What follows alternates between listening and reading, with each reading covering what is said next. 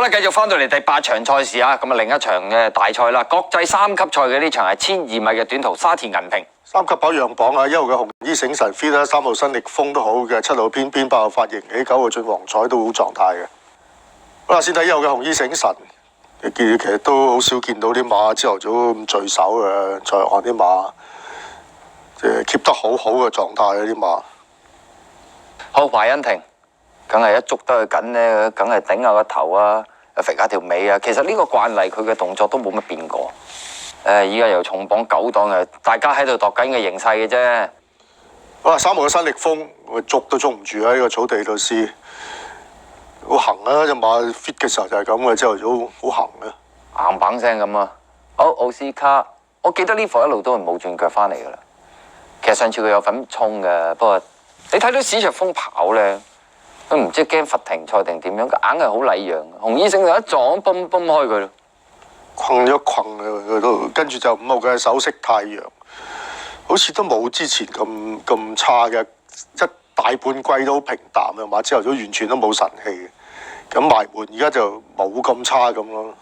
嗱，都好似好難揀得到咁。中游神箭前面啊，後邊嗰隻就永旺年年啊。其實永旺年年跳都冇乜問題嘅，體力感啊各樣嘢都足嘅。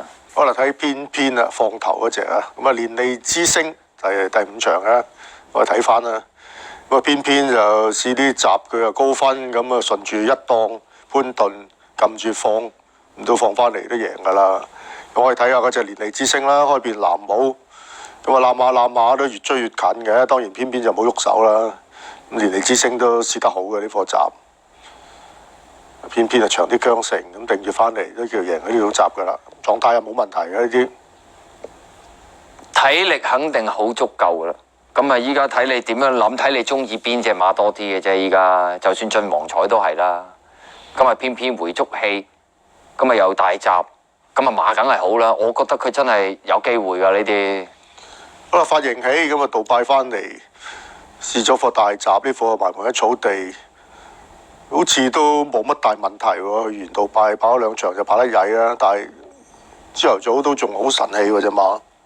好啦，晉皇彩啊，今朝跳都好順啊！隻馬轉彎過終點對面收停，真係冇以前咁即係嗰種急啊！依家佢真係越嚟越適應晒，真係。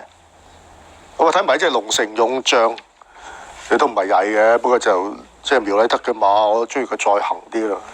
呢組對手就好強。咁紅衣醒神就梗係好啦，上一次如果唔係話揾位嗰度論盡啲都贏嘅啦。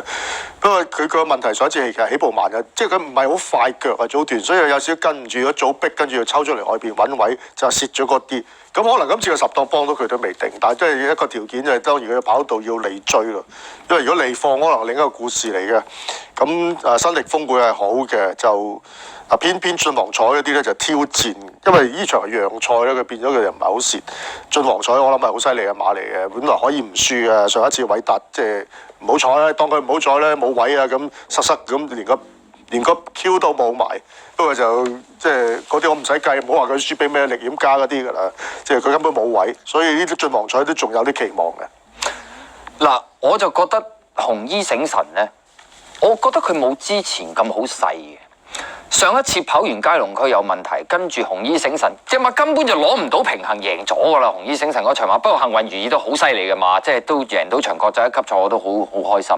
但係紅衣醒神完全攞唔到平衡，仲要係莫雷拉打緊反手邊，都擺唔正。但係我覺得佢跑完上一次隻馬好似冇咁好勢。嗱，3號馬新力風我覺得 OK 㗎，因為上一次係第一次喺外地翻到嚟跑，佢係跑得好喎呢隻，今次仲升翻啲磅添。咁啊，至於升班嗰啲，一隻係7號嘅偏偏，一隻係9號嘅晉皇彩，我諗你2隻都唔可以捨棄㗎啦。咁啊，睇下臨場揸住邊隻馬嚟做膽啊嚇。咁啊，第8場賽事沙田銀平都同大家研究過咯喎。